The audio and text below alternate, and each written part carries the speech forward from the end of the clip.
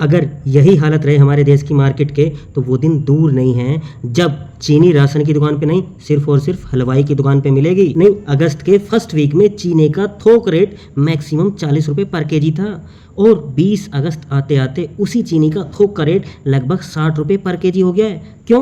क्योंकि हमारे देश के एक नेता को अपने बेटे को अमीर बनाना था एथेनॉल बनवा के गन्ने से।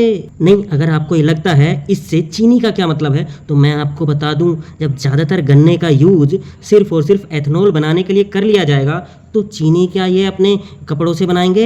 नहीं। और ये तो एक सिर्फ और सिर्फ बेसिक मैनेजमेंट की चीज़ है। जैसे हमारे घर में हमारी माताएं बहनें बेसिक मैनेजमेंट यूज़ करती हैं कि घर में हमारे अगर 2 केजी दूध का खर्चा है तो आधा केजी चाय बनाने के लिए, आधा केजी बच्चों को दूध पिलाने के लिए और बचा हुआ 1 केजी दही जमाने के लिए यूज करती हैं। तो भाई ये तो सिर्फ और सिर्फ एक बेसिक मैनेजमेंट वाली चीज़ है कि हमें कितने गन्ने का यूज एथेनॉल के लिए करना चाहिए था, कितने का चीनी और गुड़ के लिए करना चाहिए था।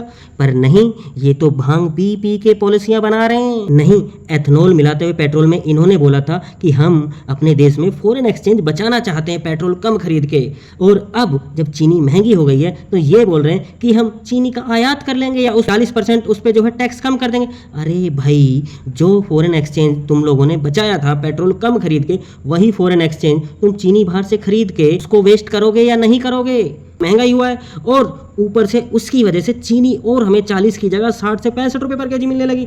तो सिर्फ और सिर्फ एक इंसान को अमीर बनाने के लिए तुमने पूरे देश की ऐसी तैसी करती है। पूरे देश को भुगतना पड़ रहा है, पेट्रोल भी महंगा खरीदना पड़ रहा है, चीनी भी महंगी खरीदनी पड़ रही है, सिर्फ और सिर्फ गड्ढा मंत्री के बेटे को अमीर बनाने के लिए।